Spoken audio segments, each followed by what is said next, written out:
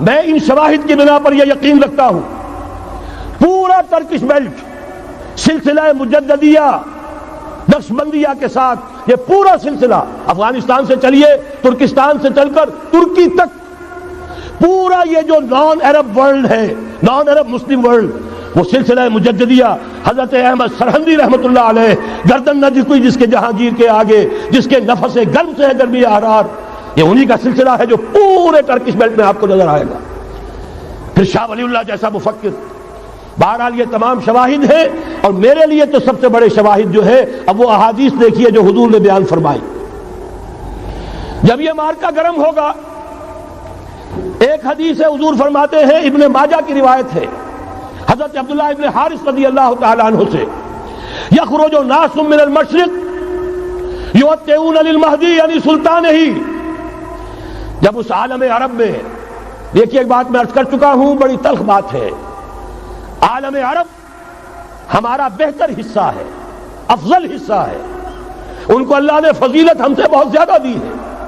سب سے بڑی فضیلت کہ محمد خود صلی اللہ علیہ وسلم عرب تھے یہ رتبہ بلند ملا جس کو مل گیا. پھر مستقل فضیلت اللہ کا کلام ان کی زبان میں موجود ہے مادری زبان. لہذا اگر انہوں نے کوتاہی کی انہوں نے پیٹھ دکھائی بہت بڑے مجرم ہیں اس میں کوئی شک نہیں. اور یہی وجہ ہے یہ سارے ملاحم وہی ہونے ہیں ایسی ایسی بھاری جنگیں حضور فرماتے ہیں اتنے لوگ ہلاک ہوں گے کہ پرندہ اڑتا چلا جائے گا اترنے کی جگہ نہیں ملے گی لاشیں ہی لاشیں ہوں گی. یہ شکل ہونے والی ہے اور میں تو چونکہ ایک مضمون اور کتابچے کی شکل میں بھی شائع ہو چکا ہے اس میں کہ حضور کی اس حدیث کے حوالے سے میری امت پر بھی وہ سب کچھ وارد ہوگا جو سابقہ امت پر ہوا اسی کے حوالے سے عرض کر چکا ہوں. اگر اس صدی میں ہولوکاسٹ میں 60 لاکھ یہودی مارا گیا ہے کوئی اسی کا دوبارہ چربا جو ہے امت مسلمہ پر بھی آنے والا ہے. لیکن اس کے بعد پھر ان کے لیے فوجیں جائیں گی مشرق سے وہاں جو امام ہوں گے جو بھی ان کو لیڈ کر رہے ہوں گے حضرت مہدی. یہ تصور ذہن میں رکھیے ہمارے مابین اور عیسائیوں کے مابین حضرت مسیح کی ذات مشترک اگرچہ ان کا یہ عقیدہ ہے کہ وہ سولی دیے گئے فوت ہو گئے معاذ اللہ ثم معاذ اللہ پھر زندہ ہو کر آسمان پر گئے پھر آئیں گے. ہم کہتے ہیں نہیں وہ سولی دیے ہی نہیں گئے وہ زندہ آسمان پر اٹھائے گئے واپس آئیں گے. گویا کہ بہت حد تک اشتراک ہے لیکن ایک اختلاف بھی ہے. اسی طرح حضرت مہدی کے بارے میں شیعہ اور سنی تصورات میں اتفاق بھی ہے اختلاف بھی ہے. یقیناً امت مسلمہ امت عرب مجھے تو اقبال کا وہ شعر یاد آتا ہے خون اسرائیل آ جاتا ہے آخر جوش میں توڑ دیتا ہے کوئی موسیٰ طلسم سامری. تو کیا خون اسماعیل جوش میں نہیں آئے گا؟ حضرت اسماعیل کی نسل میں حضور اور حضور کی صاحبزادی حضرت فاطمہ رضی اللہ تعالی عنہا حضور نے فرمایا میری اس بیٹی کی نسل میں اللہ تعالیٰ ایک شخص کو اٹھائے گا جو اس وقت مسلمانوں کی قیادت کرے گا. یہ چیز ہمارے اور اہل تشیع کے مابین مشترک. فرق یہ ہے وہ سمجھتے ہیں کہ ان کے 12ویں امام کہ جو آج سے 1200 برس قبل روپوش ہو گئے تھے وہ ظاہر ہوں گے. ہمارے نزدیک نہیں وہ پیدا ہوں گے نو مولود ہوں گے عام انسانوں کی طرح آئیں گے ہوں گے نسل فاطمہ میں سے رضی اللہ تعالی عنہا اور وہ اس وقت عربوں کی قیادت کریں گے. خون اسماعیل آ جائے گا آخر جوش میں اور کوئی حضرت مہدی وہ آئیں گے اور اٹھیں گے اور قیادت کریں گے دجال سے مقابلہ کریں گے اور اس ملاحم کے اندر قیادت فرمائیں گے. لیکن ان کی مدد کے لیے مشرق سے فوجیں آئیں گی. گویا کہ پہلے مشرقی کسی ملک میں یہ نظام قائم ہو چکا ہوگا کوئی ایسی طاقت وجود میں آ چکی ہوگی کہ جب وہاں بھٹی دہکے گی تو وہاں کے مسلمانوں کی امداد مشرقی ممالک سے جائے گی. اور ایک دوسری حدیث میں یہ تو ترمذی کی روایت ہے کتب حدیث میں 3 نمبر پر کتاب یہی ہے صحیح بخاری صحیح مسلم پھر یہ جامع ترمذی. اس میں حضرت ابو ہریرہ سے روایت ہے یخرج من خراسان رایات سود. خراسان میں بتا چکا ہوں حضور کے زمانے کا خراسان افغانستان کچھ حصہ پاکستان کا کچھ روسی ترکستان کی آزاد ریاستیں جو ابھی ہوئی ہیں تھوڑا سا حصہ ایران کا یہ خراسان بزرگ یہ اولڈ گریٹر خراسان. یہاں سے فوجیں چلیں گی سیاہ علم برآمد ہوں گے اور کوئی طاقت انہیں روک نہ سکے گی ان کا منہ پھیر نہ سکے گی یہاں تک کہ وہ ایلیا حضور کے زمانے میں یروشلم کا نام تھا یہاں تک کہ ایلیا میں جا کر نصب ہو جائے. گویا کہ یہ جو ہمارے ہاتھ سے نکلا ہے قبضے سے پہلے بھی عربوں کے ہاتھوں سے نکلا تھا بیت المقدس یروشلم، عرب واپس نہیں لے سکے تھے۔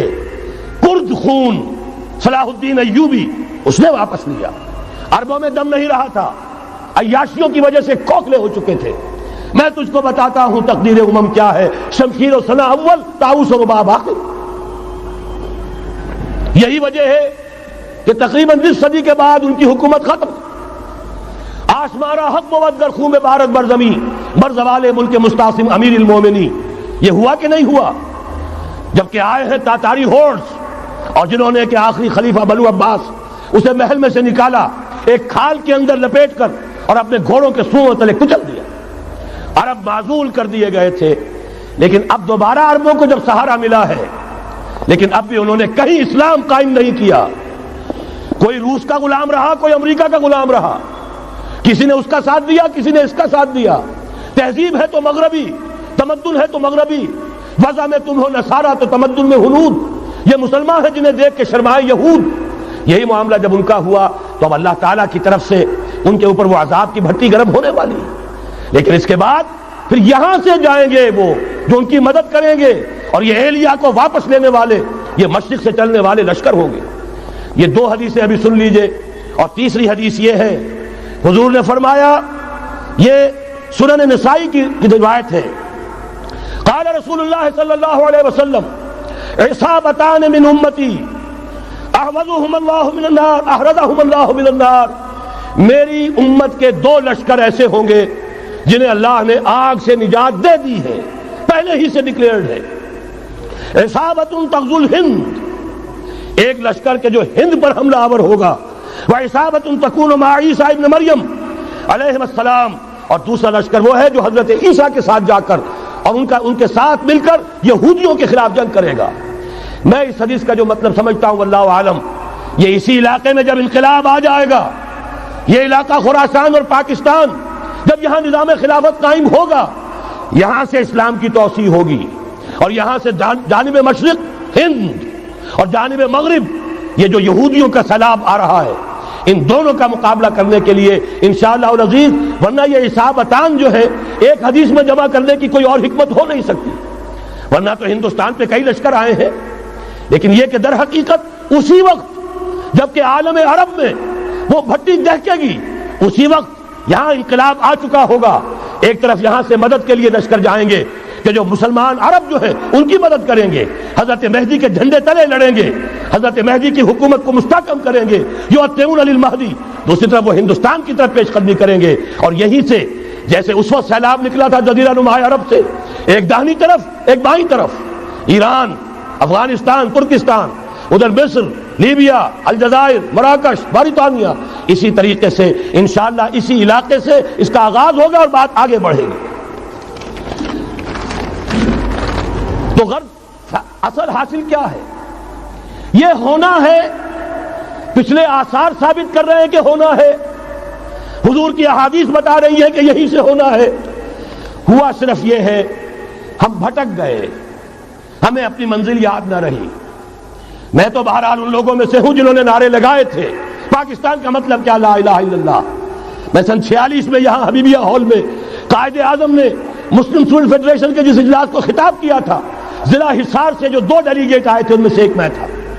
میں نے بہرحال اس تحریک میں بھی حصہ لیا ہے، ایک ننھے کارکن کی حیثیت سے لیا ہے، پھر حالات کو بدلتے اپنے آنکھوں سے دیکھا ہے، ہم کہاں سے کہاں جا پہنچے ہیں۔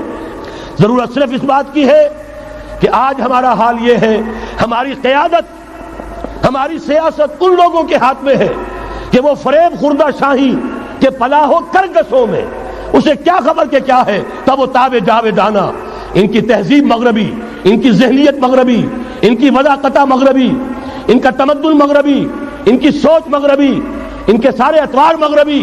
لہذا در حقیقت ایک تو یہ کہ ان سے چھٹکارا پانا، اور دوسرے یہ کہ در حقیقت مغرب کی تمام طاقتوں کو للکارنے کے لیے اس قوم کے اندر سے جذبہ ایمان، جذبہ جہاد کو برآمد کرنا، یہ 2 کام ہیں جو کرنے ہیں۔ اور اگر ہم یہ کر لیں گے، جیسا کہ میں نے آیت آپ کو سنائی تھی، اللہ کا کوئی وعدہ غیر مشروط نہیں، ایمان اور عمل صالح، ایمان اور جہاد، یہ وعدے پورے کرو گے تو اللہ کا وعدہ بھی پورا ہوگا۔ لیکن ظاہر بات ہے جیسے یہودیوں نے یورپ کو فتح کیا، اور آج وہ مغرب یہودیوں ہی کے زیر اثر ہمیں فتح کرنے پر تلا ہوا ہے. آج نوٹ کیجئے جس طرح 3 اطراف سے یہودیوں نے حملہ کیا یورپ پر، میں اس کا تذکرہ کر چکا ہوں، آج ہم پر بھی اسی طرح کا 3 pronged اٹیک ہے. نمبر 1، ایٹمی دانت نہ نکلنے پائیں اس قوم کے، رول بیک کرانے کے لیے خاموش ڈپلومیسی، اس کے ہتھ کنڈے، کہیں ان میں طاقت نہ ہو جائے، کہیں یہ چیلنج کرنے کی پوزیشن میں نہ آ جائیں، اپنے پاس ایٹمک ہتھیاروں کے انبار ہوں، لیکن کسی مسلمان ملک کے پاس آ گیا تو وہ اسلامک بام بن جائے گا. اگر وہ اسرائیل کے پاس ہے کوئی حرج نہیں، لیکن پاکستان کے پاس کسی صورت میں ہتھیار نہیں ہونا چاہیے. کمزور رکھو، ہمارے دستے نگر رہے، ہماری ہی مرضی پر، ہمارے چشم ابرو کے اشارے پر حرکت کریں. نمبر 2، اباحیت، بے حیائی، عریانی، فحاشی، اس کا سیلاب، اور سب سے بڑھ کر خاندانی نظام کو برباد کرنے کے لیے یہ بہبود آبادی کا پروگرام. اور دیکھیے جادو وہ جو سر چڑھ کر بولے، مسلمانوں کے ہاتھوں کرا رہے ہیں. قاہرہ میں کانفرنس کرائی ہے ایک مسلمان ملک میں، اور یہ کہ اس کو آرگنائز کرنے والی ایک پاکستانی مسلمان عورت. یہ ہے در حقیقت کہ وہ لوگ اگر کرنا بھی چاہتے ہیں تو اس کا الزام بھی براہ راست اپنے اوپر نہیں، بلکہ یہ کہ خود کوئی مسلمان ہو جو یہ کام کرے.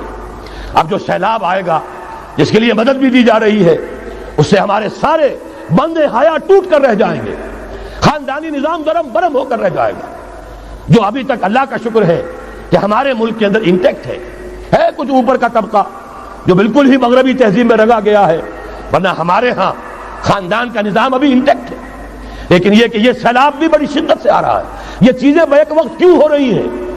اور تیسرا اور سب سے زیادہ سٹل وار، سب سے زیادہ یوں سمجھیے کہ جو لطیف، جو کہ ایک طرح کا احسان جتایا جا رہا ہے، ڈالروں کی اب یلغار. اب یہاں پر امریکی سرمایہ، ڈالر چاہے مشرق سے آئے چاہے مغرب سے آئے، وہ یہودیوں کا اعلی کار ہے. آپ نے اگر $1 نوٹ کا اگر کبھی نقشہ دیکھا ہو، اس کے اوپر جو سگنیا بنا ہوا ہے، جو نشان ہے، وہ کیا ہے؟ پیرامڈ، احرام مصر. یہ کن کے لیے اہمیت رکھتے ہیں؟ ہزار یہودیوں کا خون اور ان کی ہڈیاں ان پیرامڈز کے تلے دبی ہوئی.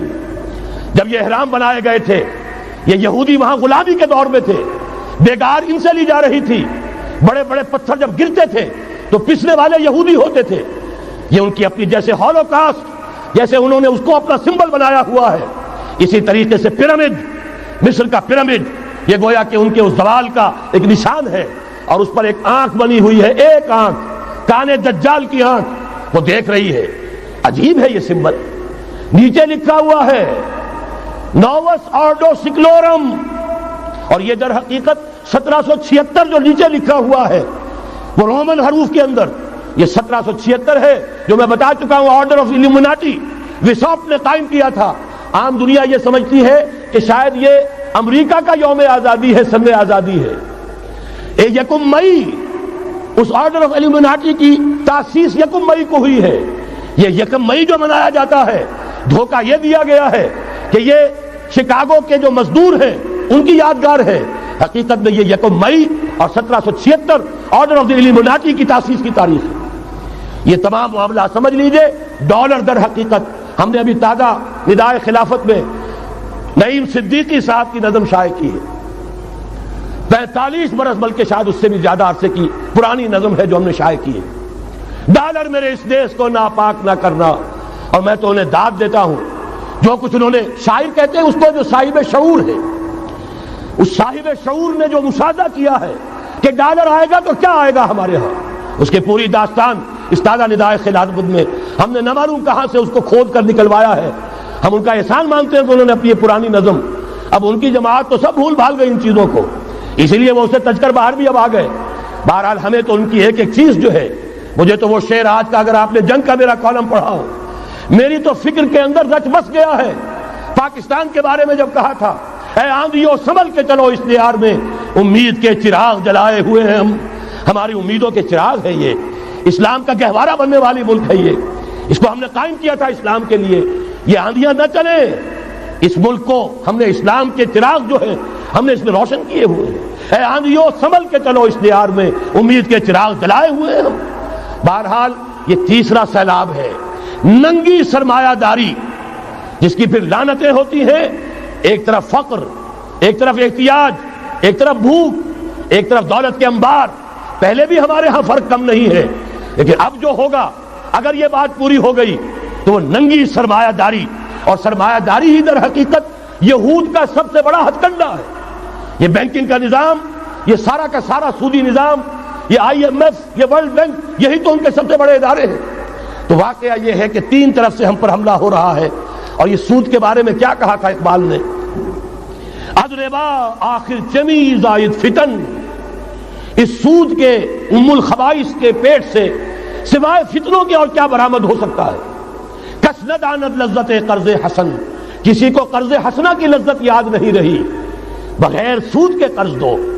تمہارے پاس فاضل رکھا ہوا ہے، کسی بھائی کو دو کہ وہ اپنی معاشی گاڑی کا پہیہ چلا لے، پھر اصل واپس لے لینا. اگر اتنی ہمت نہیں ہے کہ ان تصدقوا فهو خیر لکم، صدقہ ہی کر دو تو سب سے اچھا ہے، دے ہی ڈالو اپنا فاضل سرمایہ. یسألونک ماذا ينفقون قل العفو، مت رکھو اپنے پاس، یہ گندگی ہے. لیکن اگر بڑے ہی کم ہمت ہو تو کم سے کم قرض حسنہ دو، اپنی اصل رقم واپس لینا. کسند آنت لذت قرض حسن، اضربا جاں تیرا دل چو خشت و سنگ. اس لیے کہ سود کے ذریعے سے انسان کے اندر تاریکی پھیل جاتی ہے. دل جو ہے اینٹ کے مانند، پتھر کے مانند سخت ہو جاتا ہے، کٹھور. ثم قست قلوبکم فہی کالحجارۃ او اشد قسوہ. آدمی درندہ بے دندان و چنگ، اور انسان بغیر اس کے کہ بھیڑیوں والے دانت ہوں اور بھیڑیوں والے پنجے ہوں، بھیڑیا بن جاتا ہے. بہرحال اب کرنے کا کام کیا ہے اس کو سمجھیے. اس پوری صورتحال کا میں نے آپ کے سامنے نقشہ پیش کر دیا. ایک طرف مغرب سے نیو ورلڈ آرڈر، جو جیو ورلڈ آرڈر ہے، اس وقت کی سپریم پاور آن ارتھ، امریکہ کی سرپرستی میں بڑی تیزی کے ساتھ حملہ آور ہے. دوسری طرف وَمَكَرُوا وَمَكَرَ اللَّهُ وَاللَّهُ خَيْرُ الْمَاكِرِينَ، اللہ کو پامردی مومن پہ بھروسہ، ابلیس کو یورپ کی مشینوں کا سہارا. اللہ تعالیٰ نے اسرائیل کا توڑ پاکستان قائم کیا.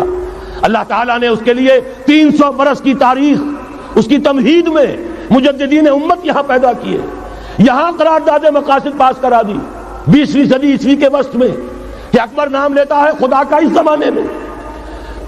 بینک انٹرسٹ کو ربا، سود حرام قرار دیا.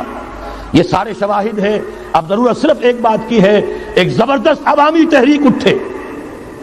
یہ عوامی تحریک کیسی ہو؟ نمبر 1، فرقہ واریت سے بلند ہو. یہ فرقہ واریت جو اس وقت بہت بڑا فتنہ بن گیا ہے، جس کی کشیدگی بڑھتی چلی جا رہی ہے، اس کے اندر اگر ہم قوم کی حیثیت سے اگر ملوث ہوتے چلے گئے، آخری تباہی آ جائے. فرقہ واریت سے بلند، سیاسی کشمکش سے بلند. یہ سیاسی کشاکش، یہ حزب اختلاف، حزب اقتدار، اس سے بلند، اس سے کوئی بحث نہیں، کوئی دلچسپی نہیں. علاقائیت یا لسانی قومیت، اپنے دنیاوی حقوق کی فکر مت کرو، بلکہ آخرت کی فکر کرو، اور یہاں اس کی اصل منزل خلافت کے نظام کی فکر کرو. ان تمام چیزوں کو پورا کرتے ہوئے یہاں پہ نظام خلافت قائم کیا جائے. یہ ہے واحد علاج، اور اسی کے لیے للکارنے کے لیے، اسی کے لیے دعوت دینے کے لیے ہم نے اس تحریک خلافت پاکستان کا آغاز کیا. تنظیم اسلامی نے اپنے لیے ہدف معین کیا ہے، نظام خلافت علی منہاج النبوہ کا قیام، پہلے پاکستان میں اور پھر کل نوع عرصی پر. اب میں چند منٹوں میں آپ کو بتاؤں گا کہ وہ نظام ہے کیا. دیکھیے، اس موضوع پر میں پاکستان کے تقریباً تمام بڑے شہروں میں اکثر جگہ 3 دن 2 گھنٹے کی تقریر کر چکا ہوں. سیاسی نظام کیا ہے، معاشی نظام کیا ہے، سماجی نظام کیا ہے. خلافت اب قائم ہوگی، جو بہرحال 1400 برس قبل کی خلافت اور آج کی خلافت، وقت کے دریا میں بہت سا پانی گزر گیا ہے. اصول وہی کے ہوں گے، فنڈامنٹلز وہی کے ہوں گے، تفصیلی خاکہ بنے گا اس زمانے کے تقاضوں کے مطابق. تو میرے وہ تقریریں ویڈیو کی شکل میں، آڈیو کی شکل میں، اردو میں، انگریزی میں، شکاگو میں 20 گھنٹے کا پروگرام پچھلے سال ریکارڈ کرا کے آیا. اللہ کا فضل ہے کہ وہ پھیل رہا ہے معاملہ. اب مغرب میں اذان خلافت بلند ہو رہی ہے، اس کا تذکرہ میں بعد میں کروں گا. بہرحال وہ تو تفصیلی بات ہے. یہاں میں چند منٹوں میں صرف الجبرا کے اصولوں کی طرح چند باتیں بتا رہا ہوں.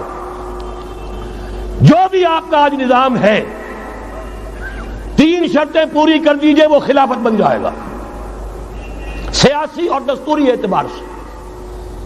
نمبر 1 حاکمیت اللہ کی، اور اللہ کا شکر ہے یہ ہم کر چکے. اللہ جزائے خیر دے جنہوں نے محنت کی تھی، اللہ جزائے خیر دے جنہوں نے وہ تحریک اٹھائی تھی مطالبہ دستور اسلامی، اور پھر جنہوں نے مدد کی تھی، اللہ تعالیٰ انہیں جزائے خیر دے. بہرحال وہ اب ہمارے دستور کا حصہ ہے. حاکمیت اللہ کی. البتہ اگلا قدم ہم آج تک نہیں اٹھا سکے. اس حاکمیت کا ظہور کیسے ہوگا؟ آپ کے دستور میں یہ طے کر دیا جائے کتاب و سنت ہر شے سے بالا تر ہے، دستور سے بھی بالا، عدالتی قوانین سے بالا، پارلیمنٹ سے بالا، سینٹ سے بالا، صدر سے بالا، سپریم کورٹ سے بالا، ہائی کورٹ سے بالا، ہر شے سے بالا کتاب و سنت. جب تک یہ نہیں ہوتا قرارداد مقاصد کی حیثیت ایسی ہے کہ جیسے آپ سینما ہال کے اوپر آگے جو ہے قرآن مجید کا کوئی کتبہ لگا دے، اس کے سوا کچھ نہیں. یہ بھی غنیمت ہے کہ قرارداد مقاصد پاس ہوئی. اصل شرط یہ ہے کتاب و سنت کی ٹوٹل بالادستی. اور یہ بڑی کڑوی گولی ہے. عوامی تحریک جب تک نہیں چلے گی، لوگ جب تک اپنی خون کی ندیاں نہیں بہا دیں گے، یہ کڑوی گولی حلق سے اترنے والی نہیں. یہ IJI کی حکومت میں نہیں اتری، اسلام کے نام پر اقتدار میں آئے، اسلام کے نام پر ISI نے IJI بنوائی، اسلام کے نام پر انہیں ووٹ ملے، 2/3 کی اکثریت ملی. اس کے باوجود شریعت کی بالادستی کا ایکٹ، شریعت کی بالادستی کی دستور کے اندر ترمیم پاس نہیں کرائی گئی. معلوم ہوا اوپر زبردست کا ٹھینگا ہے، امریکہ کے سب پرستار ہیں، سب ڈرتے ہیں، سب کے لیے سب کو نظر آتا ہے بالآخر جو ہے اسی کے پاس جانا ہوگا، چاہے وہ نواز شریف ہو اور چاہے وہ بے نظیر ہو. ایک کھلم کھلا ہے، اور اب تو میں کہتا ہوں نواز شریف بھی کھلم کھلا ہے. آج کے اس دور میں انہوں نے اسلام کا نام کبھی نہیں لیا، اس سے تو بالکل تائب. بس صرف فرق یہ رہ گیا ہے بے نظیر کھلم کھلا بھی مذاق اڑا لیتی ہے اسلامی صداؤں کا، اسلامی قوانین کا. یہ اس پر ذرا خاموش ہے. لیکن یہ کہ اپنی تحریک میں ہمارے بہت سے جو سیاسی قائدین ہیں مسلمانوں کے، کتنے بیانات آپ نے پڑھے ہوں گے، ذرا اسلام کا نام لے دے ہم ساتھ ہو جائیں گے. مولانا سمیع الحق صاحب کا بیان آیا، ذرا اسلام کی بات کرے تو ہمارے اور بہت سے علماء اور ہمارے طارق صاحب جو ہے انہوں نے بھی کہا کہ میں ہم ساتھ آ جائیں گے.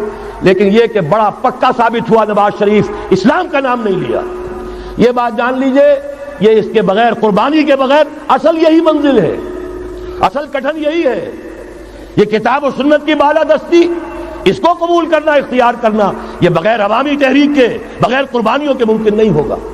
بہرحال دوسری بات یہ، اور تیسری بات، کسی غیر مسلم کو نظام خلافت میں قانون سازی میں شریک نہیں کیا جا سکتا. جس قانون کی بنیاد کتاب و سنت، جو نہ کتاب کو مانے نہ سنت کو مانے، اس کا اس ملک کی قانون ساز اسمبلی میں جانے کا مطلب کیا ہے؟ ان کی علیحدہ اسمبلیاں ہوں، ان کے جو حقوق ہیں مائنورٹیز کی حیثیت سے ان کی گارنٹی دی جائے، ان کی جان، مال، عزت، آبرو کا پورا تحفظ، ان کی پوری مذہبی آزادی، ان کی عبادت گاہوں کی پوری ضمانت، ان کی حفاظت کی، ان کا پرسنل لا ہو، سب کچھ ہوگا. قانون سازی میں غیر مسلم شریک نہیں ہو سکتا. نظام خلافت کی اعلیٰ ترین سطح کی پالیسی بنانے میں غیر مسلم شریک نہیں ہو سکتا. یہ معاملات ہمیں، یہ کڑوی گولیاں ہیں، لیکن صرف 3 گولیاں ہضم کر لیجئے، یہ نظام خلافت کا نظام بن جائے گا. البتہ چوتھی بات اور عرض کر دوں، وہ کہتا ہوں بہتر ہے کہ اس پارلیمانی نظام کی لعنت جو انگریزوں کی وراثت کے طور پر ہمیں ملی ہے، اسے چھوڑ کر صدارتی نظام اختیار کیا جائے. وہ صدارتی نظام جو نظام خلافت سے قریب تر ہے، انہوں نے ہم سے لیا ہے. اقبال نے کہا ہے، ہر کجا بینی جہان رنگ و بو، زاں کے از خاکش برو یا دارزو، یا نور مصطفیٰ اورا بہاش، یا ہنوز اندر تلاش مصطفیٰ. اگر کوئی اچھائی ان کے پاس ہے وہ نور مصطفیٰ سے مانگی ہوئی ہے. یہ خلافت کے نظام کا چربا ہے. ایک شخص کو منتخب کرو، اب اسے اختیار دو، اس کے ہاتھ کھلے رکھو، اسے کام کرنے دو. ہاں، امپیچمنٹ کا نظام ہو، غلط ہو تو اسے سیدھا کرنے کا نظام ہو. اس کے لیے آپ امپیچمنٹ کا نظام آج کی جو امریکہ کی حکومت ہے اس میں بھی ہے. اور کیسا ہے کہ ذرا سا اندیشہ ہوا تھا اور نکسن صاحب جو ہے بھاگ کھڑے ہوئے تھے. تو میرے نزدیک صدارتی نظام اور چھوٹے صوبے، یہ بڑے بڑے صوبوں کی ضرورت نہیں ہے، چھوٹے صوبے ہوں، لوگوں کو سہولتیں ہوں، ہر علاقے کے لوگوں کو معلوم ہو کہ ہمارے معاملات ہمارے اپنے ہاتھ میں ہیں، ان کے اندر کوئی احساس جو ہے محرومی کا پیدا نہ ہونے پائے. اس لیے کہ وہی چیز ہے جو سیاہی گھول دیتی ہے. کون سیاہی گھول رہا ہے وقت کے بہتے دریا میں؟ یہ ساری سیاہیاں جو سندھ میں گھل رہی ہیں، بلوچستان میں گھل رہی ہیں، سرائکی کے علاقے میں گھل رہی ہیں، ان سب کا علاج ہے چھوٹے صوبے بناؤ. لیکن یہ چیزیں خلافت کی شرائط میں سے نہیں ہیں. بہتر بات ہے، دنیاوی اعتبار سے بہتر بات ہے، انتظامی اعتبار سے بہتر بات ہے. باقی اصل شرائط تین: اللہ کی حاکمیت کا اقرار جو قرارداد مقاصد میں بالفعل ہے، کتاب و سنت کی ٹوٹل بالادستی. سپریم کورٹ کو اختیار دیجئے، وہاں جا کر کوئی بھی شہری پاکستان کا کوئی بھی عالم دین اگر ثابت کر دے فلاں قانون، فلاں ہدایت، فلاں انسٹرکشن، فلاں کوئی حکم جو دیا گیا ہے کتاب و سنت کے منافی ہے، فوراً کل عدم ہوگا. اور تیسری بات، غیر مسلم پروٹیکٹڈ مائنورٹی ہوں گے، ان کی جان مال عزت آبرو کی حفاظت ہوگی، لیکن یہ کہ وہ برابر کے قانون سازی کے حق میں شریک نہیں ہو سکتے، اس لیے کہ یہاں کتاب و سنت منبع ہے قانون کا جس کو وہ تسلیم نہیں کرتے. اسی طرح یہ معاشی نظام، موجودہ سرمایہ دارانہ نظام، بہت بڑی لعنت، بہت بڑی لعنت، بہت بڑی لعنت. لیکن جیسے آپ کو معلوم ہے، آج ہی ابو جہل کہہ دے لا الہ الا اللہ محمد الرسول اللہ، مسلمان بن جاتا. کلمہ تو ایک ہی تھا نا. ابو طالب کے پاس جب وفد گیا تھا رؤسائے قریش کا، اور انہوں نے کہا تھا کہ اپنے بھتیجے کو روک لو ورنہ اب ہم جو تمہاری بھی رعایت اب نہیں کریں گے، میدان جنگ میں آ جاؤ. ابو طالب نے کہا تھا میرا بھتیجا تم سے کیا مانگ رہا؟ ایک کلمہ، ایک کلمہ لا الہ الا اللہ، اور تو اس کا کوئی مطالبہ نہیں. انہوں نے کہا، ابو سفیان اس وقت تک کیونکہ ابھی کفر میں تھے، شرک میں تھے، انہوں نے کہا وہ ایک کلمہ جو وہ مانگ رہا ہے وہ ہمارے سارے معبودوں کی نفی کر دیتا ہے. وہی تو سب سے بڑی مصیبت ہے. تو میں آپ کو بتا رہا ہوں، تین چیزیں اس سرمایہ دارانہ نظام میں سے نکال دیجئے، یہ اسلامی نظام بن جائے گا. تفصیل میں جانے کا موقع نہیں ہے، میں فارمولہ دے رہا ہوں. تفصیل میں نے عرض کیا، میرے کیسٹ سے کتابیں ہیں، وہ خطبات خلافت اب کتابی شکل میں بھی آ جائیں گے، انگریزی میں ویڈیو کیسٹ ہے، اردو میں ہے، بڑے بڑے شہروں میں خطبات دے چکا ہوں، مواد موجود ہے. لیکن اس وقت فارمولہ بتا رہا ہوں، تین چیزیں نکال دیجئے. نمبر ایک، سود نکال دیجئے. اس میں بھی اللہ کے فضل و کرم سے پیش رفت ہمارے ہاں ہوئی. فیڈرل شریعت کورٹ نے فتویٰ دیا اور اتنا زبردست ججمنٹ لکھا ہے، پوری دنیا کے لیے رہنمائی کا ذریعہ بن جائے گا. یہی وجہ ہے کہ مجھے معلوم ہوا ہے موجودہ حکومت نے اس کی اشاعت روک دی ہے. باہر کے ممالک سے ڈیمانڈ. میں جب انگلستان میں تھا ابھی 2 مہینے قبل، وہاں کچھ لوگوں کے سامنے تذکرہ کیا، انہوں نے کہا ہمیں منگا کے دیجئے، بنگلہ دیش کے مسلمان تھے، ہمیں منگا کے دیجئے. میں نے یہاں لکھا، معلوم ہوا کہ نہیں، وہ مل ہی نہیں رہا، بلکہ کہہ دیا گیا اسے مت چھاپو، اس کی اشاعت بند ہو، اس لیے کہ وہ کلمہ خیر کہیں پھیل نہ جائے. یہودی کا اگر علاج ہے، جیسے آپ نے سنا تھا بچپن میں کہانیاں، دیو کی جان ایک طوطے کی گردن میں ہے، طوطے کی گردن مروڑ دو گے دیو مر جائے گا. یہودی کی جان سود میں ہے. یہ سارا ہتھ کنڈا اس کا جو ہے، جو ورلڈ ڈومینیشن یہودی چاہ رہا ہے، وہ مالیاتی نوعیت کی ہے. وہ اپنی حکومت قائم نہیں کرنا چاہتا. حکومت کے تو بڑے کھکھیڑ ہوتے ہیں، بڑی ذمہ داریاں ہوتی ہیں، لوگوں کی تنقیدیں سننی پڑتی ہیں، بھوکے بھیڑیے کبھی ٹوٹ پڑتے ہیں. لہذا ان کو چھوڑو، حکومت وہ خود کریں. ہاں وہ محنت کریں حیوانوں کی طرح، ملائی ہمارے پاس آتی چلی جائے، زندہ رہنے کی حد تک تو ان کو دیں گے. جیسے تانگے والا گھوڑے کو بھی آخر دانا تو ڈالتا ہے کہ اگلے دن پھر اسے جوتنا ہے تانگے کے اندر، لیکن اصل کمائی تو اس کی ہے جو ہو رہی ہے. صرف یہ مالیاتی نظام اور اس کا ایک ہی لفظ کے اندر توڑ ہے، سود ختم اور یہود کی گویا کہ جان نکل جائے گی. یہی وجہ ہے جیسے ہی فیڈرل شریعت کورٹ کا فیصلہ آیا تھا، وہ جو کوئی چیزیں پائپ کے اندر پڑی ہوئی تھی مدد کی، وہ بھی روک لی گئی. یہ قوم کدھر جا رہی ہے؟ یہ تو ہمارے ہاتھ سے نکلی جا رہی ہے. اور جب تک کہ اس کے خلاف IJI کی حکومت کو سپریم کورٹ میں اپیل میں نہیں پہنچا دیا، اس وقت تک یہ ہے $1 جو ہے کہیں سے ادھر سے ادھر ہلنے نہیں دیا. یہ ہے حقائق، اصل میں ان کو سمجھ لیجیے. سود نکال دیجئے، جوا، اسپیکولیشن، فارورڈ ٹریڈنگ کی وہ ساری صورتیں جو صرف بیع سلم ایک جائز ہے، باقی ساری صورتیں حرام ہیں، ان کو نکال دیجئے اور جاگیرداری ختم کر دیجئے۔ جاگیرداری ختم کرنے کے لیے حضرت عمر کی شمشیر لانی ہوگی، شمشیر فاروقی۔ ان کا یہ فتویٰ تھا، اجماع تھا کہ جو ملک، جو علاقے بزور شمشیر فتح ہوئے ہیں وہ کسی کی انفرادی ملکیت نہیں رہیں گے، وہ امت مسلمہ کی اجتماعی ملکیت ہے۔ کوئی انچ زمین، اسی وجہ سے ہمارے ہاں فرق ہے خراجی اور عشری زمین ملکیتی ہوتی ہے، اس میں سے ایک مسلمان جس کی ملکیتی زمین ہے اس کا وہ 10واں حصہ یا 20واں حصہ پیداوار کا دے کر فارغ، اور جو خراجی زمین ہوتی ہے وہ کسی کی ملکیتی نہیں ہوتی، وہ تو مسلمانوں کی ہے، نظام خلافت کی ہے۔ جو کام کر رہا ہے چاہے مسلمان ہو چاہے غیر مسلم ہو، وہ کاشت کرے گا، آدھا اس کا ہے، آدھا ریاست کا ہے، بیت المال کا ہے۔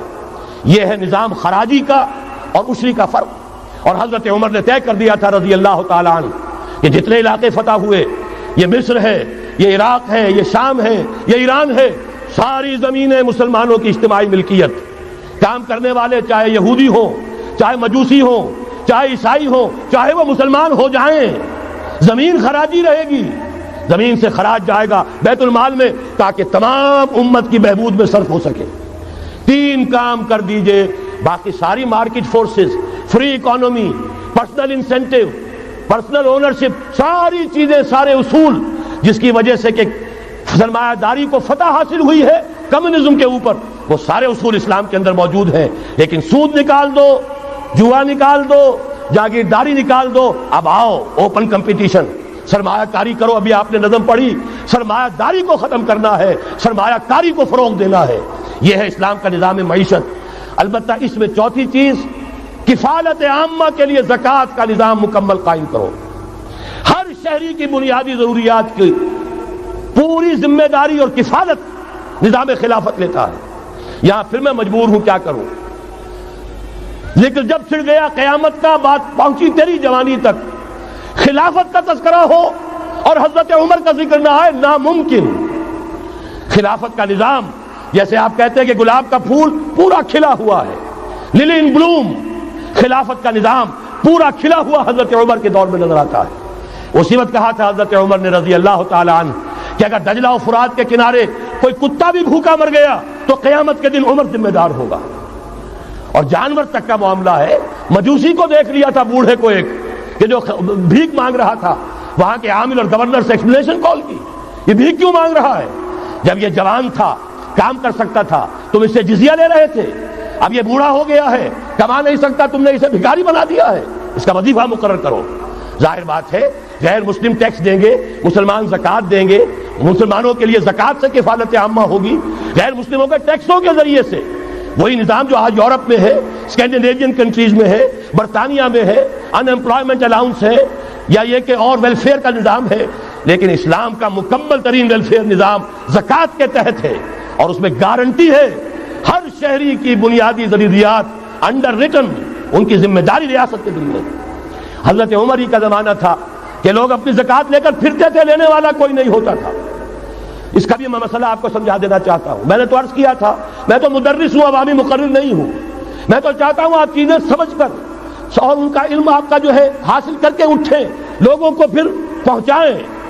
یہ کیسے ہو گیا جبکہ زکوٰۃ جو ہے وہ تو اسلامی ریاست میں نظام خلافت میں حکومت لیتی ہے؟ پھر کیسے ہو گیا کہ لوگ اپنی زکوٰۃ لے کر پھر رہے، لینے والا کوئی نہیں؟ اس کو بھی جان لیجئے، جیسے زمین کی 2 قسمیں میں نے بیان کی، خراجی اور عشری، ایسے ہی زکوٰۃ کے قابل جو مال ہے اس کی بھی 2 قسمیں ہیں۔ اموال باطنہ، گھروں میں رکھی ہوئی کوئی نقدی ہے، کوئی زیور ہے، کوئی اور ایسی چیزیں ہیں، یہ اموال باطنہ کہلاتی ہیں۔ اس کی زکوٰۃ جبراً حکومت نہیں لے گی۔ اگر اس کی زکوٰۃ جبراً حکومت لے تو گھروں کی تلاشیاں لینی پڑیں گی، جا کے تکیے پھاڑ پھاڑ کے دیکھنے پڑیں گے کہ کہیں کچھ رکھا ہوا تو نہیں ہے۔ یہ معاملہ مسلمانوں کی ان کی اپنی نیت پر، ایمان پر، اللہ کے ساتھ ان کے خلوص و اخلاص پر چھوڑ دیا۔ ہاں اموال ظاہرہ، دکان میں 5 لاکھ کا مال پڑا ہے، 2.5% دے دو۔ گودام میں 10 لاکھ کا مال پڑا ہے، 2.5% دے دو۔ تمہارا کارخانہ ہے بہت بڑا، اس کی زمین معاف، بلڈنگ معاف، مشینری معاف، ٹولز معاف، لیکن جو سرمایہ چل رہا ہے چاہے وہ خام مال پڑا ہے چاہے فنشڈ، ٹوٹل کی مالیت کے اوپر 2.5% دے دو. یہ ہے زکوٰۃ جس کو بدنام کیا ضیاء الحق صاحب نے. صرف سود جو ہے، سود والا جو صرف بینکوں کے اندر ڈپازٹ ہے اس سے 2.5% لے کر اسے زکوٰۃ قرار دے دیا. حالانکہ وہ تو کچھ زکوٰۃ نہ ہوئی، سود کا کمیشن ہوا، اس کے سوا کچھ بھی نہیں. زکوٰۃ تو یہ ہے کہ ہر دکاندار، اور مجھے یقین ہے مسلمان دے گا، آپ اسے انکم ٹیکس جیسے لعنتی ٹیکس سے نجات دیجئے جس نے اسے جھوٹ بولنے پہ مجبور کیا ہوا ہے. یہ لعنتی ٹیکس ہے در حقیقت کہ جس نے ہر شخص کو جھوٹا بننے پر مجبور کر دیا ہے. ان کو ختم کریں. زکوٰۃ تو مسلمان اپنے ایمان کے تقاضے پر دے گا، اور وہ دے گا اور خوشی سے دے گا. لہذا یہ پورا نظام جو ہے اس کو اختیار کیا جائے زکوٰۃ کے، تو پوری ویلفیئر اسٹیٹ، دنیا کے بلند ترین معیارات کی ویلفیئر اسٹیٹ قائم ہو جائے گی، جو حضرت عمر نے کہا تھا کہ کوئی کتا بھی بھوکا اور پیاسا نہ رہے. اب آئیے تیسرا معاملہ سماجی. یہاں بھی 3 ہی باتیں کہوں گا. ترقی ہے، تعلیم ہے، ان میں کوئی رکاوٹ نہیں. خواتین کام کریں، کوئی رکاوٹ نہیں. کیا چیز نکالنی ہے؟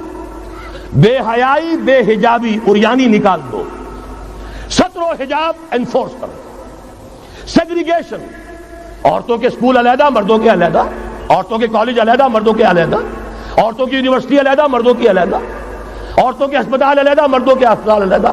کسی درجے میں تو ہمارے ہاں ہے، اس کو آگے بڑھاؤ، یونیورسٹی بناؤ. اسی طریقے سے ہسپتال میں، مردوں کے ہسپتال میں عورتوں کو نرس رکھنا کیوں لازم ہے؟ کیا مرد نرسنگ نہیں کر سکتے؟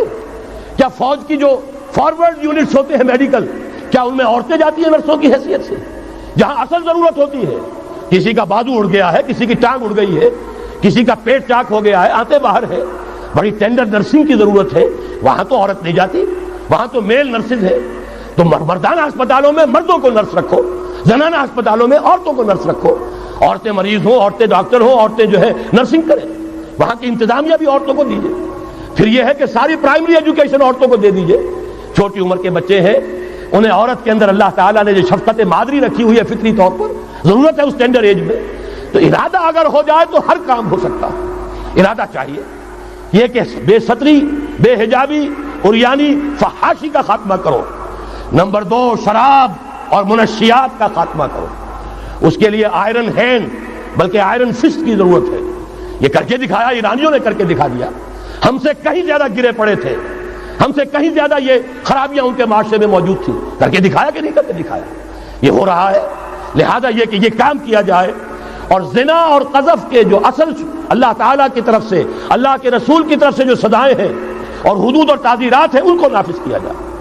یہ 3 چیزیں کر دیجئے، یہی معاشرہ ہوگا. کوئی یہ نہیں کہتا کہ صحراؤں میں جا کر آباد ہو، کوئی آپ سے یہ نہیں کہتا کہ جائیے دوبارہ اونٹوں پہ سفر شروع کیجئے. جو ترقی ہوئی ہے، اللہ تعالیٰ نے علم دیا ہے انسان کو، اللہ تعالیٰ نے ٹیکنالوجی عطا فرمائی انسان کو، اور رحمان کا دیا ہوا علم ہے. علم آدم الاسماء کلھا، یہ اسی علم اسماء کا ظہور ہے پوری دنیا کے اندر. اسے خیر کا، برکت کا ذریعہ بناؤ. میں نے 3 باتیں بتائیں آپ کو. نمبر 1، اللہ کی حاکمیت، کتاب و سنت کی ٹوٹل بالادستی. نمبر 3، اور غیر مسلموں کو قانون سازی میں شریک نہیں کیا جا سکتا. وہ پروٹیکٹڈ مائنورٹی، ان کی جان، مال، عزت و آبرو کی حفاظت کا ذمہ ہے، مذہبی آزادی کا ذمہ ہے، لیکن وہ ہماری قانون سازی میں، اعلیٰ ترین سطح کی پالیسی سازی میں شریک نہیں ہو سکتے. نمبر 2، یہی سارا نظام، یہی سرمایہ کارانہ نظام، سرمایہ دارانہ نظام کو 3 چیزیں نکال دیں گے، وہ سرمایہ دارانہ نہیں رہے گا، سرمایہ کارانہ ہو جائے گا. یہ سرمایہ کارانہ نظام، سود نکال دو، جوا نکال دو، جاگیرداری ختم کر دو، یہی رحمت ہو جائے گی. اللہ کی ربوبیت عامہ، ربوبیت کاملہ کے آپ کو منظر نظر آئیں گے. جاگیرداری کا خاتمہ کر دیجئے. اسی طریقے سے بے حجابی، فحاشی، عریانی. نمبر 2، شراب اور منشیات. نمبر 3، جو اصل جو حدود ہیں شریعت کے، ان کو نافذ کیجئے تاکہ معاشرہ اسلامی معاشرہ بنے. اب آخری بات ہے میری، اور اسی کے ضمن میں کچھ مطالبے ہیں جو آج ہمیں کرنے ہیں حکومت سے. پہلی بات یہ کہ یہ خلافت کیسے آئے گی. اس موضوع پر بھی میں عرض کر رہا ہوں کہ میں کم سے کم 15 سال سے مسلسل تقریریں کر رہا ہوں. اتنی موٹی کتاب اردو میں منہج انقلاب نبوی موجود ہے. اس کے موضوع پر انگریزی میں کیسٹ، اردو میں cassette, video cassette, audio cassette, میری طرف سے مواد پورا موجود ہے. پہلا مرحلہ کیا ہے؟ غور سے سنیے، اس لیے کہ اس کے مخاطب اب آپ ہیں براہ راست، ہر فرد۔ خلافت کا نظام قائم کرنا ہے تو پہلے اپنی ذات میں خلیفہ بنیے۔ اللہ نے آپ کو ایک جسم دیا ہے، زبان دی ہے، آنکھیں دی ہیں، کان دیے ہیں، یہ سب آپ کے پاس اللہ کی امانت ہیں، ان پر اللہ کی حکومت قائم کی، اپنے وجود پر اپنے گھر میں خلافت قائم کیجئے، آپ خلیفہ بن جائیں، آپ نظام اللہ کا نافذ کریں اپنے ذات پر، اپنے وجود پر، اپنے گھر میں، اور ساتھ ہی انفرادی سطح پر طے کر لیجئے سورہ حدید کی آیت نمبر 7، آمنوا باللہ ورسولہ وانفقوا مما جعلکم مستخلفین فیہ، جس چیز میں اللہ نے تمہیں خلافت عطا کی ہے، دولت دی ہے، مال دیا ہے، جائیداد دی ہے، اولاد دی ہے، ذہانت دی ہے، فطانت دی ہے، خطابت دی ہے، جو دیا ہے لگا دو، کھپا دو، خرچ کر دو اللہ کے دین کے لیے۔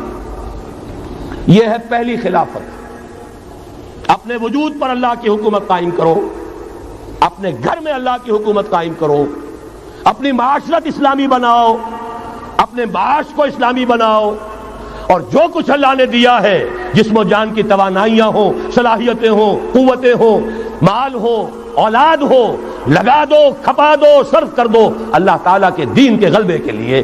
یہ ہے انفرادی خلافت۔ جان لیجئے جب تک افراد اس خلافت کا حق ادا نہیں کریں گے، اجتماعی خلافت کبھی نہیں آئے گی۔ آرزویں کرتے رہیے، لیس بامانیکم ولا امانی اہل الکتاب، نہ تمہاری خواہشوں سے کچھ ہوگا نہ اہل کتاب کی خواہشوں سے ہوگا۔ انہوں نے بھی کیا ہے تو بڑے پاپڑ بیل کر کیا ہے جو کچھ کیا ہے، اور تمہیں بھی کرنا ہوگا تو بڑی طاقت صرف کر کے اور محنت کر کے، قربانیاں دے کر کرنا ہوگا۔ یہ محض دعاؤں سے بھی نہیں ہو سکتا، دعائیں منہ پر دے ماری جاتی ہیں۔ جو کچھ کر سکتے ہو کر گزرو، پھر دعا مانگو، دعا قبول ہوگی۔ اگر یہ نہیں ہے تو دعا منہ پر دے ماری جائے۔ لہذا اگر کام کرنا ہے، تیسری بات، محض دعوت و تبلیغ اور نصیحت اور وعظ سے نہیں ہوگا۔ اگر محض دعوت اور تبلیغ اور تعلیم اور تربیت اور وعظ اور نصیحت سے ہو جاتا تو حضور صلی اللہ علیہ وسلم مسلمان تو کجا کسی کافر کے خون کا ایک قطرہ زمین پر نہ گرنے دیتے۔ آپ سے زیادہ رؤوف اور رحیم کون ہوگا؟ لیکن آپ نے بھی ہاتھ میں تلوار لی ہے۔ وانزلنا الحدید، ہم نے لوہا اتارا ہے، فیہ باس شدید، اس میں جنگ کی صلاحیت ہے، ومنافع للناس، لوگوں کے لیے اور فائدے بھی ہیں، توا پر ہاتھ پھکنی چمٹا بھی بنا لیتے ہو، لیکن اصل میں یہ ہے جنگ کے اسلحہ کے لیے، اور یہ تمہیں اس لیے دیا گیا وَلِيَعْلَمَ اللَّهُ مَن يَنصُرُهُ وَرُسُلَهُ بِالْغَيْبِ، کون ہے جو اس ہتھیار کو ہاتھ میں لے کر کھڑے ہوں اور اللہ اور اس کے رسولوں کی مدد کرے۔ اللہ اور رسول کی مدد سے مراد کیا؟ اس کا نظام خلافت قائم۔ تو محض دعوت و تبلیغ سے نہیں ہوگا، اور انتخابات سے تو بالکل نہیں ہوگا۔ یہ تو یوں سمجھیے کہ واقعہ یہ ہے کہ اگر آپ مجھ سے پوچھیں، سب سے بڑا صدمہ جو مجھے ہے، سب سے بڑا صدمہ وہ ان مذہبی جماعتوں کے کردار کی وجہ سے ہے جنہوں نے اس ملک میں آ کر سیاست کی کشاکش اور انتخابی سیاست کے اندر اپنا سارا وقت، ساری توانائیاں ضائع کر دی، کچھ حاصل نہیں ہوا۔ گھٹی میں ایسا پڑ گیا ہے، کچھ چسکے ایسے لگ گئے ہیں، کچھ وی آئی پی ٹریٹمنٹ، میں نے بھی 2 مہینے مزہ چکھا اس لیے جانتا ہوں۔ اللہ تعالیٰ جو ہے اس طرح کے تجربات کرا دیتا ہے، ورنہ کیسے اندازہ ہو؟ وی آئی پی علیحدہ اتر رہے ہیں، آپ کے لیے گاڑی آپ کے بالکل دروازے پر کھڑی ہوئی ہے، سیڑھی سے اترے آپ جہاز کے اور گاڑی موجود ہے، یہ ساری وی آئی پی ٹریٹمنٹ مل رہا ہے، اور یہ کوریڈورز آف پاور میں گھومنا پھرنا، ان جاگیرداروں کے ساتھ بیٹھنا، ان کیسے ولیمے کرنا، ان کیسے ٹھاٹ، ظاہر بات ہے ان کے ولیموں میں جائیں گے تو انہیں بھی بلائیں گے، ویسے ہی کرنے پڑیں گے، پھر لاکھوں کروڑوں آپ بھی خرچ کریں گے۔ یہ ساری لعنتیں جو آئی ہیں مذہبی جماعتوں کے اندر، یہ صرف اس انتخابی سیاست کی وجہ سے۔ میں بڑے صدمے سے عرض کر رہا ہوں، واقعہ یہ ہے میرے نزدیک اس ملک میں اسلام کے نہ آنے کا پہلا مجرم مسلم لیگ نہیں ہے، پہلی مجرم وہ جماعتیں ہیں جنہوں نے اپنا سارا وقت انتخابی سیاست میں اور اقتدار کی کشاکش میں صرف کر دیا۔ مسلم لیگ کا بہت بڑا احسان، قائد اعظم کا بہت بڑا احسان، انہوں نے آپ کو ملک لے دیا، اس سے زیادہ کا نہ ان کا دعویٰ تھا نہ ان سے توقع ہو سکتی تھی۔ پیر جماعت علی شاہ نے یہ کہا تھا، میں ان کے قول کا بہت بڑا قائل ہوں، ان کی ذہانت اور فطانت کا۔ جب ان سے کہا گیا ہے رحمت اللہ علیہ کہ آپ اتنے بڑے، آپ مقتدا ہیں، مرشد ہیں، اتنی بڑی روحانی شخصیت ہے، ایک داڑھی ملے کے ہاتھ پر بیعت کر لی آپ نے، یعنی اشارہ تھا قائد اعظم کی طرف۔ حضرت پیر جماعت علی شاہ رحمۃ اللہ علیہ نے فرمایا بھائی میں نے اس کے ہاتھ پر بیعت نہیں کی، میرا تو مقدمہ ہے، ایک قومی مقدمہ ہے ہندو قوم کے ساتھ، اور مجھے اس مقدمے کے لیے ایسا وکیل چاہیے جس میں دو وصف موجود ہو، مہارت پوری ہو، قانون کو جانتا ہو، ماہر ہو، اور دوسرے یہ کہ بکنے والا نہ ہو۔ میں نے اپنے قومی مقدمے کے لیے وکیل کیا ہے محمد علی جناح۔ ظاہر بات ہے 100% بات صحیح، اور ان کے اس کردار کو دشمنوں نے مانا، نہرو نے، گاندھی نے، ان کے بڑے بڑے دشمنوں نے مانا۔ یہ شخص جو کہتا ہے he means what he says، یہ جو کہتا ہے وہی اس کے دل میں ہوتا ہے، اس کے ہاں کوئی ہیر پھیر نہیں ہے۔ بہرحال انہوں نے ملک لے دیا، یہ بہت بڑا احسان۔ آگے کام تھا رجال دین کا۔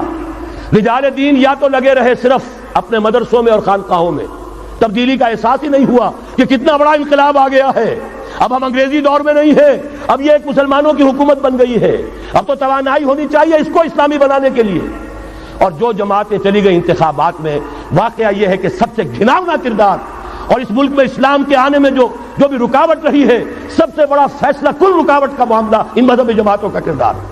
اس سے ہٹ کر کیا کرنا ہے، میں نے عرض کیا پہلے، اور یہ میں آپ سے کہہ رہا ہوں، خدا کے لیے سوچئے، آج کی رات جا کر سوچئے، خلیفہ بننا ہے اپنی ذات میں، اپنے وجود پر خلافت قائم کیجئے، اپنے گھر میں خلافت قائم کیجئے، توبہ کیجئے اللہ کی جناب میں، یا ایھا الذین آمنوا توبوا الی اللہ توبۃ نصوحا، بڑے خلوص کے ساتھ توبہ کیجئے، اپنی معاشرت کو، معیشت کو درست کیجئے، اور یہ کہ اپنا تن من دھن، ان صلاتی و نسکی و محیای و مماتی للہ رب العالمین، اس کا فیصلہ کیجئے۔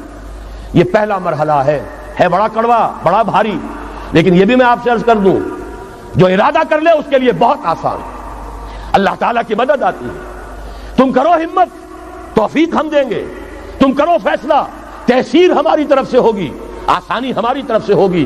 فَسَنُيَسِّرُهُ لِلْيُسْرَىٰ، آسانی کے لیے آسان کرتے چلے جائیں گے۔ جو پہاڑ نظر آتے ہیں شروع میں، معلوم ہوتا ہے پہاڑ نہیں، ریت کے ٹیلے تھے، ہمارے قدموں تلے بکھر کر رہ گئے ہیں۔ کر کے دیکھیے، ارادہ کیجئے، عزم کیجئے، طے کیجئے، ان صلاتی و نسکی و محیای و مماتی للہ رب العالمین، اور میرے پاس جو کچھ ہے وہ میرے خدا کا ہے، مجھے اسی کے لیے، صرف اپنی زندگی کا تار برقرار رکھنے کے لیے جو ناگزیر ضرورت ہے وہ پوری کرو، باقی لگا دو، کھپا دو۔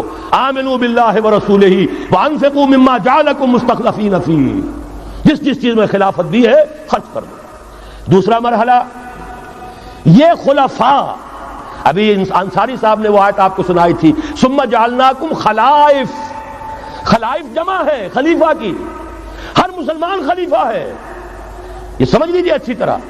وہ تو صرف یہ ہے کہ جیسے یہ جو کافرانہ نظام ہے جمہوریت کا، جو مادہ پرستانہ انسانی حاکمیت کی بنیاد پر، اس میں بھی ہر شہری حاکم ہوتا ہے، اپنے ووٹ کے ذریعے سے وہ اپنی حاکمیت کا اختیار منتقل کرتا ہے، وہ نمائندہ بن کر آتا ہے، گویا کہ انہوں نے اپنی حاکمیت ڈیلیگیٹ کی ہے اس شخص کو، اس صدر کو، چاہے وہ بش تھا اور چاہے وہ کلنٹن ہے، ورنہ حاکمیت تو پاپولر ہے، عوام کی ہے۔ اسلام میں خلافت عوام کی ہے، لیکن عوام مسلمان جو اللہ کو ماننے والے ہیں ان کی خلافت ہے، اور ان کی خلافت پہلے وہ اپنی ذات میں خلیفہ بنیں گے، پھر اپنی خلافت کا ایک حصہ ایک خلیفہ کو منتقل کریں گے۔ جب تک خلافت نہیں ہوتی ایک جماعت کے امیر کو منتقل کریں گے وہی حصہ۔ علیکم بالجماعہ، طاقت بنو، قوت بنو، علیکم بالجماعہ، ید اللہ علی الجماعہ، اللہ کی تائید، اللہ کی نصرت، اللہ کی طرف سے برکت جماعت پر آتی ہے، افراد پر نہیں آتی۔ جمع ہو جاؤ۔ حضرت عمر نے تو جو اثر نقل فرمایا وہ آخری درجے کا ہو سکتا ہے، لا اسلام الا بالجماعہ، ولا جماعہ الا بالامارہ، ولا امارہ الا بالسماع، ولا سماع الا بالاطاعہ۔ اسلام ہے ہی نہیں جماعت کے بغیر، اور جماعت نہیں ہے امارت کے بغیر، امارت بغیر اس کے بغیر نہیں ہو سکتی کہ ان کا حکم سنو، اور سننے کا کچھ حاصل نہیں جب مانو نا۔ اسی لیے فرمایا آمرکم بخمس، مسلمانوں میں تمہیں 5 باتوں کا حکم دے رہا ہوں، اللہ امرنی بہن، اللہ نے مجھے ان کا حکم دیا ہے، بالجماعت والسمع والطاعت والہجرت والجہاد فی سبیل اللہ۔ تفصیل میں جانے کا موقع نہیں۔ دوسرا مرحلہ جماعت، ہم نے اسی اصول پر تنظیم بنائی، ہم نے اسی لیے اس کی بیعت کا نظام قائم کیا۔